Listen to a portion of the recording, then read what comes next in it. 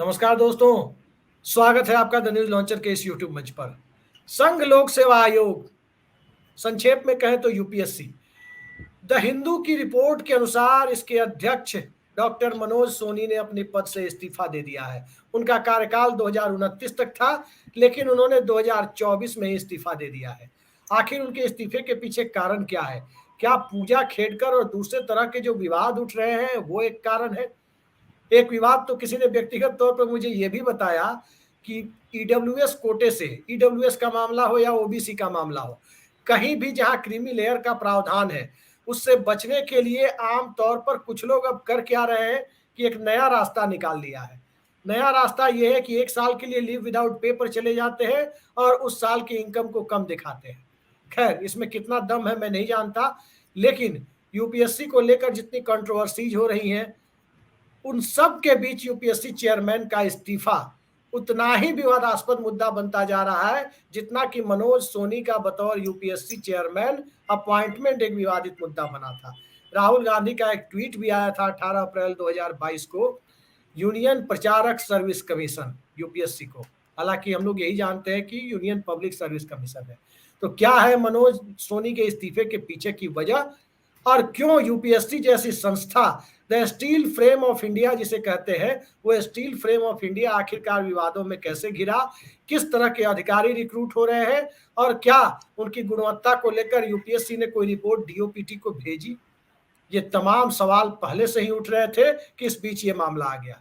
चलते हैं सीधे जाने माने सिविल सर्विस विशेषज्ञ और आईआईटी दिल्ली के छात्र रहे संदीप मनुधने जी के पास।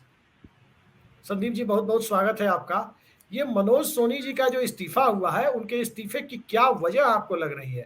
द हिंदू ने तो एक डिटेल रिपोर्ट इस पर की है कि वो बड़ोदरा में वाइस चांसलर थे, बड़ोदरा यूनिवर्सिटी के, नरेंद्र मोदी के करीबी रहे, 3 बार वाइस चांसलर का अपॉइंटमेंट हुआ उनका, 40 साल की उम्र में वीसी बन गए थे और अब यूपीएससी चेयरमैन बने हुए हैं 1.5-2 साल से। क्या कारण है उनके इस्तीफे का? अभिषेक जी, आपको नमस्कार, सभी दर्शकों को भी नमस्कार। कोई प्रतिभाशाली व्यक्ति अगर अपने उम्र के 40वें वर्ष के पड़ाव पर देश का सबसे युवा वाइस चांसलर बन सकता है गुजरात स्टेट में, तो आप समझ ही सकते हैं कि उसकी प्रतिभा कितनी अपरंपार रही, क्योंकि देश का सबसे युवा वाइस चांसलर बनना कोई मजाक की बात तो है नहीं। तो आज हमारे लिए बहुत ही शोक का दिन है कि इतना प्रतिभाशाली व्यक्ति यूपीएससी के चेयरमैन पद से त्यागपत्र देके जाने की बातें कर रहा है। देश का कितना नुकसान होने वाला है अभिषेक जी, थोड़ा आप सोच के देखिए। खैर, आज जब ये सारा भेद खुल चुका है कि तमाम अलग अलग कैटेगरीज के थ्रू आए लोगों ने फर्जी दस्तावेज बनाकर भारत की स्टील फ्रेम में सेंध लगाने का काम किया है, सरदार पटेल के दिए हुए उस व्यापक विजन को धता बताते हुए इन्होंने चोरी की है, डाका डाला है। आज जब ये भेद खुल गए हैं, एक अकेला पूजा खेड़कर का मामला नहीं है, सोशल मीडिया पर लोगों ने स्वयं मेहनत करके, कोई एससी कैटेगरी का, कोई एसटी कैटेगरी का, कोई ओबीसी कैटेगरी का, कोई फिजिकली डिसेबल और सबसे ज्यादा ईडब्ल्यूएस कैटेगरी के, ऐसे तमाम सबूत इकट्ठे करके दुनिया के सामने लाए हैं जो संभावित फ्रॉड हैं। पूजा खेड़कर तो अब सिविल सर्विस यूपीएससी भी मानती है कि शायद फ्रॉड हो ही गया है वगैरह, लेकिन बाकी लोग संभावित फ्रॉड है, इसलिए मैं एलिस्ड बोल रहा हूँ, संभावित बोल रहा हूँ। आज जब सबसे बड़ी संवैधानिक संस्था, भाई यूपीएससी कोई छोटी मोटी संस्था तो है नहीं, हम जानते हैं कि आर्टिकल 315 से 323 में पार्ट 14 में यूपीएससी को संविधान निर्माताओं ने उस स्टील फ्रेम का जिम्मा दिया था जी।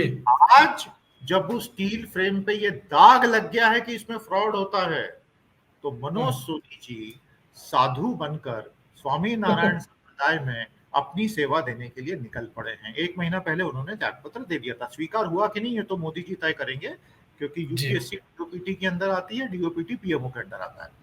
लेकिन क्या आपको ऐसा नहीं लगता कि जब यूपीएससी इतने काले बादलों में घिर गई है, तब मनोज सोनी जी को साधु बनने की अपनी ख्वाहिश छोड़ के, मंक बनने की अपनी ख्वाहिश छोड़कर इन काले बादलों को हटाने का काम करना चाहिए।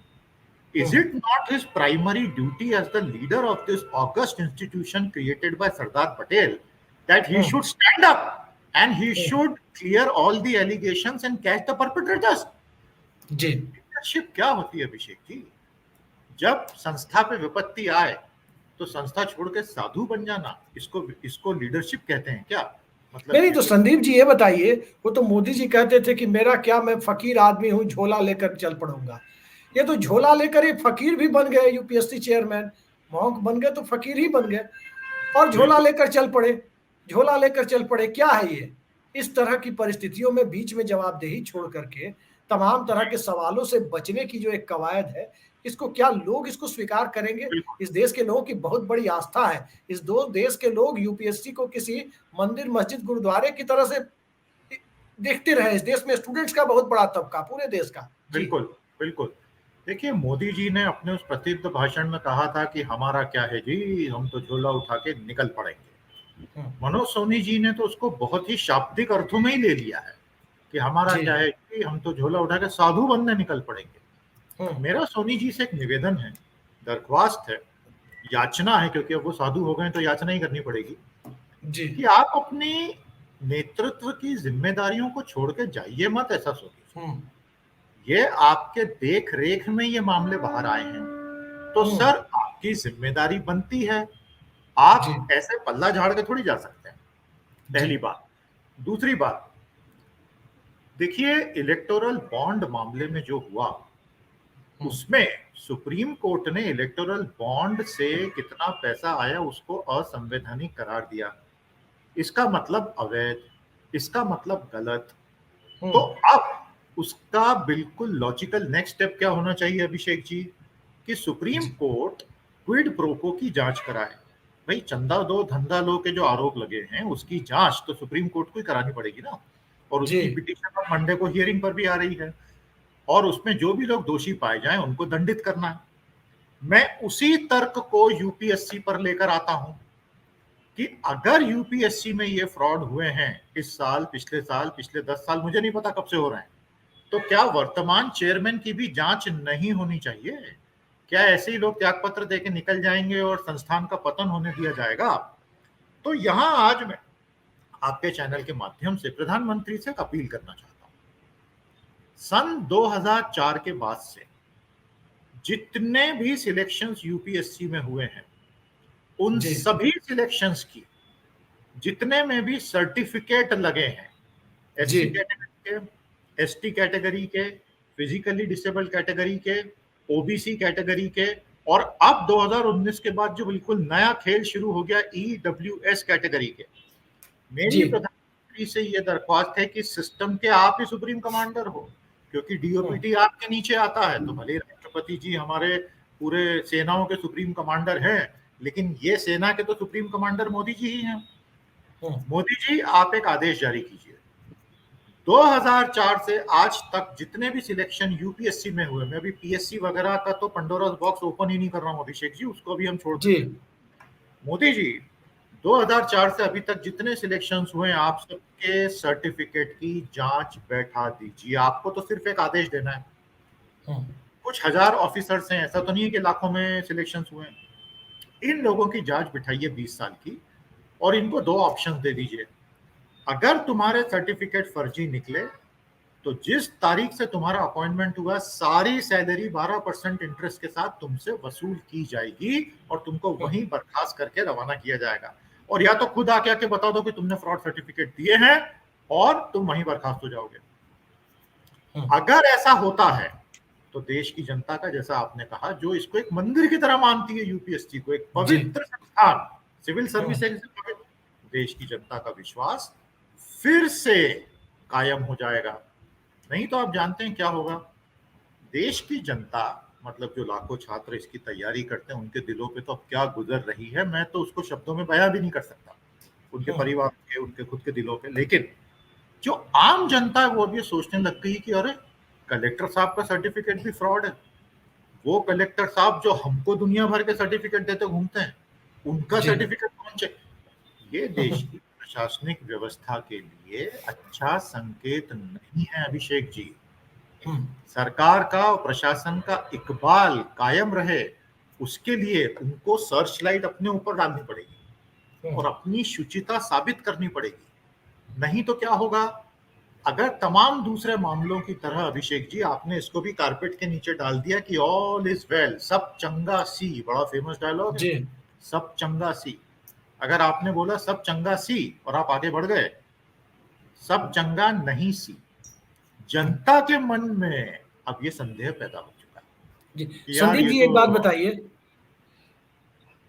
यूपीएससी को लेकर इस देश में एक अलग तरह की धारणा रही है, लोगों के मन में काफी इज्जत रही है। एग्जीक्यूटिव, पूरी एग्जीक्यूटिव करीब करीब ये टॉप की एग्जीक्यूटिव है, यहीं से चुन करके आती है, जो सरकार में शासनादेश का पालन करते हैं, उसे क्रियान्वित करने का काम करते हैं। चाहे आईएफएस हो, विदेश सेवा के अधिकारी हो जो इंटरनेशनल लेवल पे परफॉर्म करते हैं डिप्लोमेटिक रिलेशंस वगैरह को तय करने में, चाहे आईएएस हो, आईपीएस हो, डीएमएसपी के रूप में सेवा देते हैं। ठीक इसी तरह Indian revenue service, custom excise वाले हो या इनकम टैक्स वाले हो, बाकी allied services, IRTS, IRPS, Indian postal service, तमाम services, audit and account service, DANICS और डैनिप्स तक, इन सब सर्विसेज को मिलाकर के आप देखें तो हर साल तकरीबन 700-800 से लेकर 1100 के बीच में लोग सेलेक्ट होते हैं और बिल्कुल इसके लिए बहुत सारे लोग तैयारी करते हैं। पूरे 15 से देश 20 का लाख एडमिनिस्ट्रेटिव सिस्टम इन्हीं के बूते टिका हुआ है। हर राजनेता अपने बिल्कुल आदेश को, जो सत्ता में बैठता है, अपने आदेश की बिल्कुल तामील के माध्यम से करवाता है। लेकिन ये क्या कि आदेश की तामील कराने वाली के लिए जो जो लोग चुने जाते हैं, उन्हें चुनने वाली संस्था के अध्यक्ष के तौर पर एक ऐसे व्यक्ति का चुनाव कर लिया गया जिसका अपॉइंटमेंट शुरू से ही विवादों में रहा। क्या आपको बिल्कुल लगता है कि जो संस्था शुरू से विवादों से परे मानी जाती थी, हर राजनेता को काबिल ब्यूरोक्रेट की जरूरत होती है, हर पॉलिटिशियन को। इसी सिस्टम से बिल्कुल टीएन शेषन आए, इसी सिस्टम से केपीएस गिल आए, इसी सिस्टम से पीसी अलेक्जेंडर और नटवर सिंह जैसे आईएफएस आए, तमाम तरह के लोग इसी सिस्टम से आए। सवाल बिल्कुल यह है कि जिस सिस्टम से इतने काबिल ब्यूरोक्रेट की एक पूरी खेप तैयार की, उस सिस्टम से आप देखें तो नाकारा ब्यूरोक्रेट की भी एक खेप आ रही है, खासकर बिल्कुल 2011 के पैटर्न चेंज के बाद। और उसमें जहां नाकारा ब्यूरोक्रेट की एक खेप आ ही रही थी, अब नाकारा चेयरमैन की भी एक खेप आने लगी, नाकारा मेंबर पर भी चर्चा होने लगी। तो इसके अपॉइंटमेंट के लिए, यूपीएससी के 9 मेंबर और चेयरमैन के अपॉइंटमेंट के लिए क्या राजनीति से प्रेरित अपॉइंटमेंट होना चाहिए क्या, कि कोई फकीर बन जाए, कोई साधु बन जाए और उसके बाद कभी भी झोला उठाकर चल पड़े और उसके देखिए अभी कार्यकाल क्या, की नियुक्तियां भी विवादास्पद हो जाए, रिजर्व लिस्ट से जो नियुक्तियां की जाती है उस पर सवाल उठ जाए। देखिए अब लोकसभा क्या हो अध्यक्ष गया की बेटी अभिषेक पर जी, कई लोग सोशल मीडिया पे सवाल उठाते रहते हैं।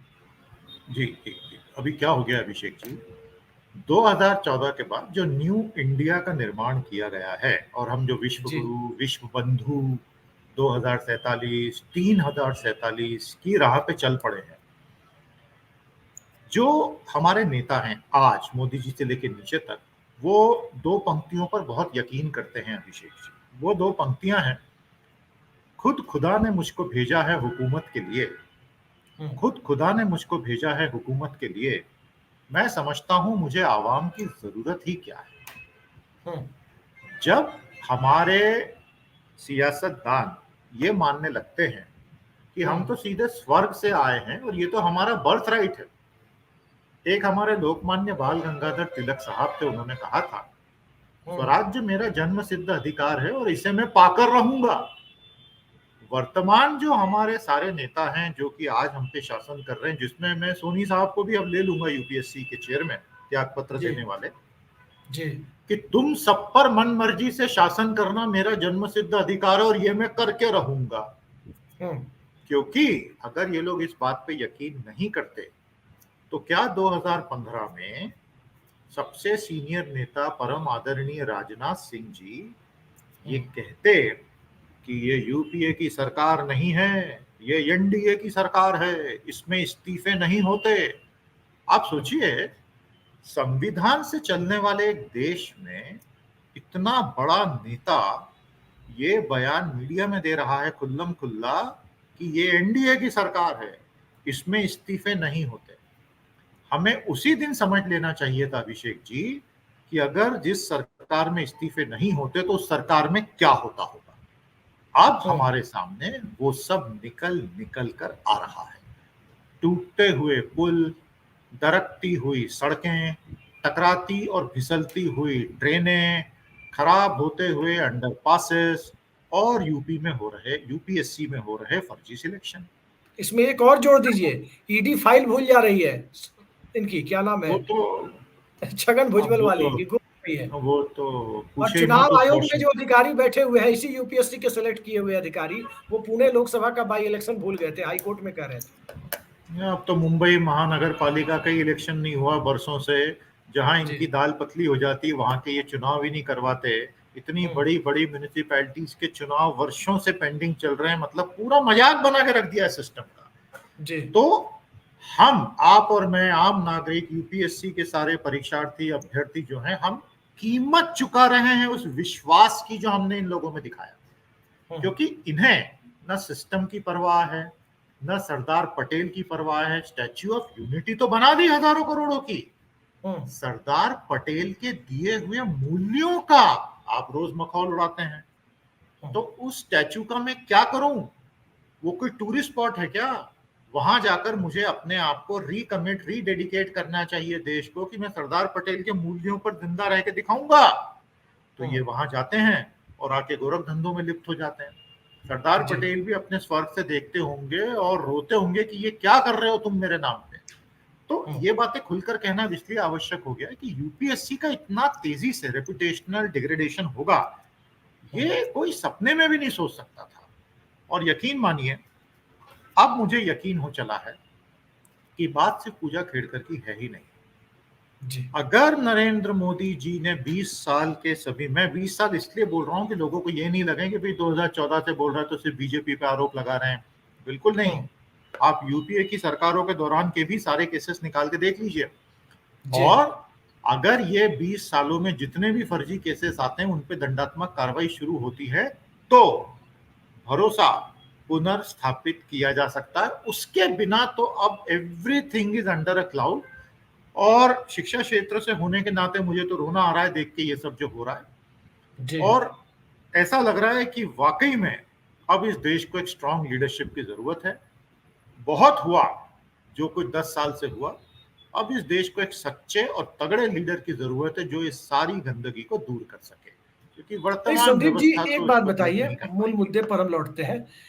यूपीएससी में चेयरमैन बनाने और मेंबर बनाने का जो क्राइटेरिया है वो तो अनरिटन है, आप जानते हैं, मोटे तौर पर अनरिटन ही है। लेकिन अब तक ये देखा जाता रहा है, इक्का दुक्का एग्जाम्पल होंगे ऐसे जिन पे सवाल उठे होंगे, लेकिन अब तक ये देखा जाता रहा है कि ठीक ठाक लोग जिनके ऊपर किसी पार्टी ने, सरकार में हो या विपक्ष में हो, कभी सवाल खड़े नहीं किए गए कि क्यों बना दिया गया। जैसे सुरेंद्र नाथ आ गए, आर्मी से भी रिटायर्ड लोग आते थे, रिटायर्ड ब्यूरोक्रेट भी आते थे, प्रोफेसर भी आते थे, पुरुषोत्तम अग्रवाल जैसे लोग मेंबर थे यूपीएससी में।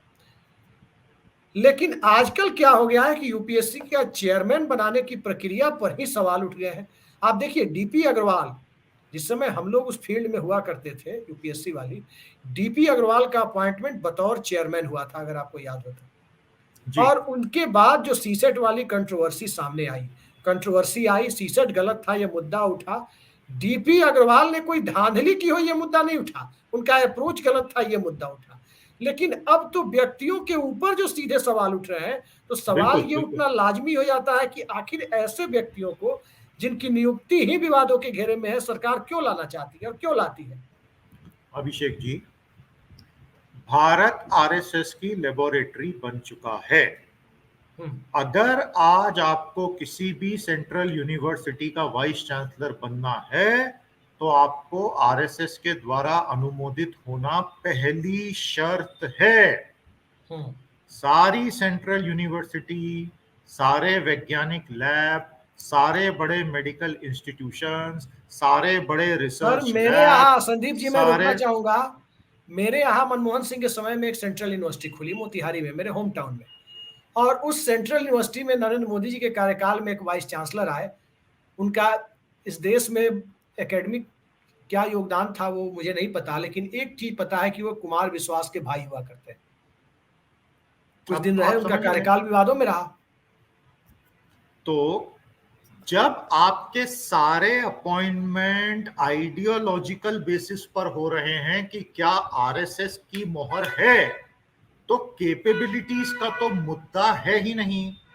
इन्होंने जो कैप्चर किया है देश के सिस्टम को कि अब हमारे फॉर्मेट पे हमको लोग चाहिए, जितने भी सिविल सर्वेंट सिलेक्ट होंगे वो सब हमारी ही आइडियोलॉजी से अल्टीमेटली एक दिन सर्वसम्मति से बोले आप ही लोग सही हो, गांधी गलत थे, नेहरू गलत थे, आजादी का आंदोलन गलत था, मौलाना आजाद तो गलत थे ही और बाकी सब भी गलत थे, आप ही लोग सही थे पहले दिन से। ये धीरे धीरे धीरे धीरे धीरे धीरे उस दिशा में ले जाने का जो इनका प्रोजेक्ट है, जिसे 2014 में प्रधानमंत्री मोदी जी ने टर्बोचार्ज कर दिया, ये उसकी परिणति हो रही है। हर जगह आइडियोलॉजिकल बेसिस के जो अपॉइंटमेंट्स हुए हैं, जहां कैपेबिलिटी कोई मुद्दा ही नहीं है, आरएसएस के मूल्यों को आगे बढ़ाने की प्रतिबद्धता एकमात्र मापदंड है, ऐसे में पुराने बने हुए संस्थान जो नेहरू जी के समय के बने हुए संस्थान है, फिर उसमें यूपीएससी हो जाए, प्लानिंग कमीशन, वो तो उनसे भी पहले का है, ये तो उनसे भी पहले का है, आजादी के पहले का है। मैं तो स्वतंत्र भारत तक ही खुद को रिस्ट्रिक्ट कर रहा हूँ, नहीं तो फिर geological survey of India, botanical survey of India, zoological, उस सब में चले गए हम तो 200 साल पीछे जाना पड़ेगा, तो हम उसको छोड़े। ये सब में केवल आरएसएस अनुमोदित आदमी ऊपर बैठेगा, क्योंकि हमको पूरा कैप्चर करना है। बहुत नुकसान हो गया है अभिषेक जी, संस्थानों की क्षमताओं का हास हो गया है, संस्थानों में सेकेंड और थर्ड टीयर की लीडरशिप का कबाड़ा हो रहा है, लोगों का फेथ खत्म होता जा रहा है, पढ़ने वाले और पढ़ाने वालों की क्वालिटी में कबाड़ा धीरे धीरे होना शुरू हो गया है, और एक पीढ़ी इस दौर में फंस चुकी है इस जंजाल में। जितना जल्दी हम इससे बाहर आएंगे उतना जल्दी बैलेंस रिस्टोर होगा, ये व्यापक समस्या है। अगर सिर्फ यूपीएससी की बात करूं, जितना जबरदस्त झटका यूपीएससी को पिछले कुछ महीनों में अब लगा है, उससे बाहर सिर्फ मोदी जी उसको निकाल सकते हैं, उसका तरीका मैं बता जांच बिठाइए, और तब तक सोनी जी कहीं नहीं जाएंगे जब तक ये जांच पूरी नहीं होगी। ऐसा थोड़ी है कि हम तो वकील हैं जी, झोला उठा के साधु बनने निकल पड़ेंगे। आप साधु बनिए, लेकिन पहले जांच हो जाए, अगर आप संलिप्त हैं तो जरा आपको सजा भी हो जाए, फिर आप साधु बनते रहिए, किसने मना किया, और अगर आप संलिप्त नहीं है तो जो है उनको पकड़वा दीजिए। तो आज हम एक दोराहे पर आकर खड़े हो गए हैं अभिषेक जी, और अब इस देश को ही ये तय करना है कि एक खूबसूरत बने हुए सिस्टम को ऐसे तबाह होते हुए देखते जाना है, या जन भावना और जन आक्रोश से इन चीजों को बदलना शुरू करना है। क्योंकि जब तक जनता अब उठ के बोलेगी नहीं कि भाई ये तमाशा बंद होना चाहिए, तो सत्ताधीश सुनेंगे भी नहीं। और मेरे ख्याल से the ball is in the court of the people of India. They should demand their rights, the rights to clean governance, जो वादा करके मोदी की सत्ता में आए थे, अब वो तो सब वादे ही रह गए। कस्में वादे, प्यार वफा, वादे हैं सब, वादों का क्या, वो हालत हो गई है देश की। मुझे दुख हो रहा है ये सब बोलते हुए भी, लेकिन बहुत डैमेज हो चुका है यूपीएससी का, और इसको रिट्रीव कीजिए जितना जल्दी हो, इससे पहले की जैसे अग्निवीर योजना ने क्या डैमेज किया। मतलब वाकई आप सोचिए अभिषेक जी, एक क्षेत्र नहीं बचा इस देश का जिसका कबाड़ा नहीं किया। अग्निवीर की वजह से जो सबसे टैलेंटेड लड़का है गांव का, वो अब सबसे पहले पैरामिलिट्री में अप्लाई कर रहा है, उसके बाद पुलिस में अप्लाई कर रहा है, और आर्मी नंबर 3 पर आ गई है जी। तो आपको सबसे अच्छे लड़के अब आर्मी के लिए नहीं मिल रहे हैं, वो पैरामिलिट्री में जा रहे हैं, क्योंकि सारी जिंदगी की नौकरी, 4 साल की नौकरी के लिए कौन अप्लाई करेगा जी। गांवों में लड़कों की शादियां नहीं हो पा रही इस वजह से। मैं ये कहना चाह रहा हूं कि अगर इस तरह हम बने बनाए जमे जमाए प्रोसेसेस का, सिस्टम्स का विनाश कर देंगे, तो फिर अंत में बचेगा क्या? केवल अडानी और अंबानी, तो वो तो देश नहीं हो सकते ना। और दुर्भाग्य से आज तो हम उसी दिशा में बढ़ते दिख रहे हैं। जी अभिषेक। संदीप जी, हम अंतिम सवाल पर आ रहे हैं। क्या यूपीएससी की पूरी जो प्रतिष्ठा हुआ करती थी, एक परीक्षा प्रणाली थी, उस परीक्षा प्रणाली पूरे 1 साल तक चलने वाली परीक्षा प्रणाली रही है वो, कि आपको प्रीलिम्स होता है, मेंस होता है, इंटरव्यू होता है, फिर मेंस और इंटरव्यू के एग्रीगेट मार्क्स को जोड़कर मेरिट लिस्ट तैयार होती है, डॉक्यूमेंट चेक होता है कि ये जनरल है, ये ओबीसी सर्टिफिकेट सही है, नहीं है, तमाम चीजें होती है। और उस प्रोसेस के बाद तब इस देश को, इस स्टील फ्रेम को तकरीबन 800-900 लोग हर साल मिलते हैं।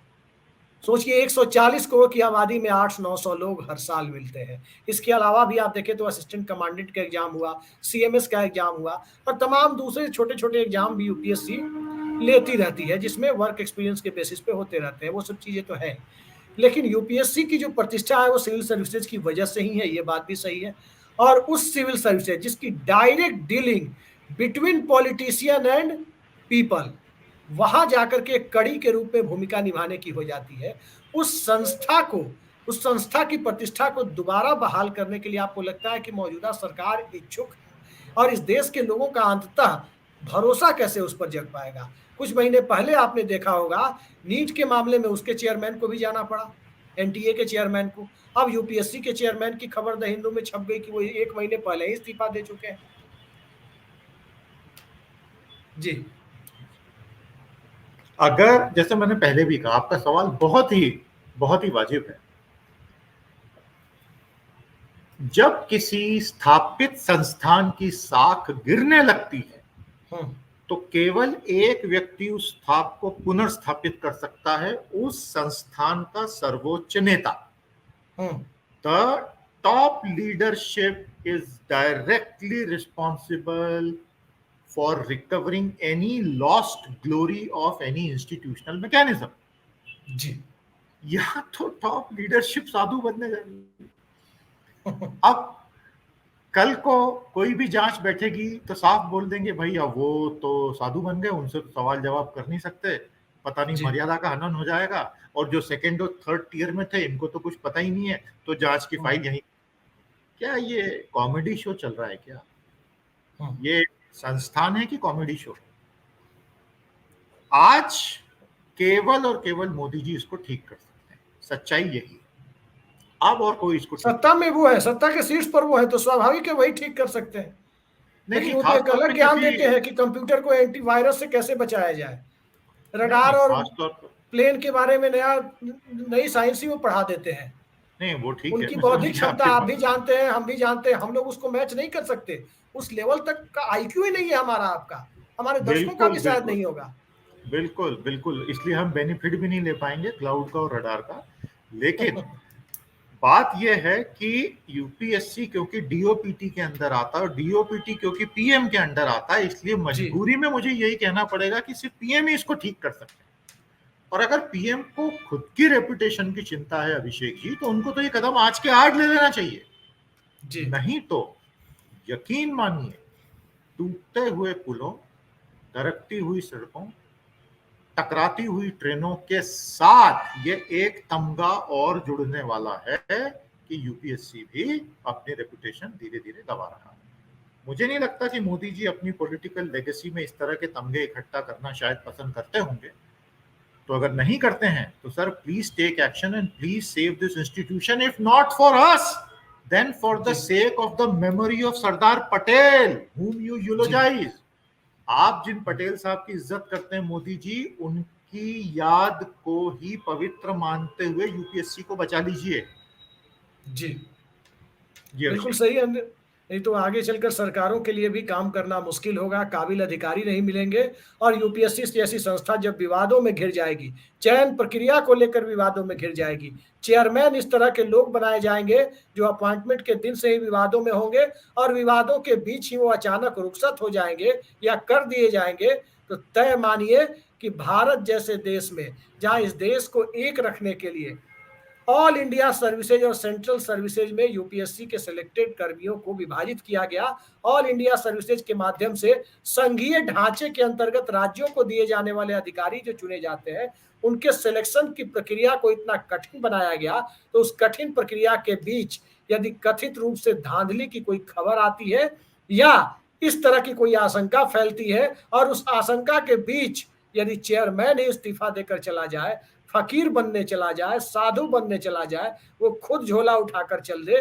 तो आने वाले समय में इस संस्था की निष्पक्षता को, पवित्रता को फिर से पुनर्स्थापित करने में दशकों लग सकते हैं। ये कंट्रोवर्सी मामूली नहीं है, इस देश के स्टील फ्रेम के ऊपर एक काले धब्बे की तरह है। और इस बेहद महत्वपूर्ण विषय पर चर्चा के लिए संदीप मनुधने जी आपने समय निकाला, हमारे दर्शकों को तमाम बातों से रूबरू कराया। बहुत बहुत धन्यवाद आपका। नमस्कार।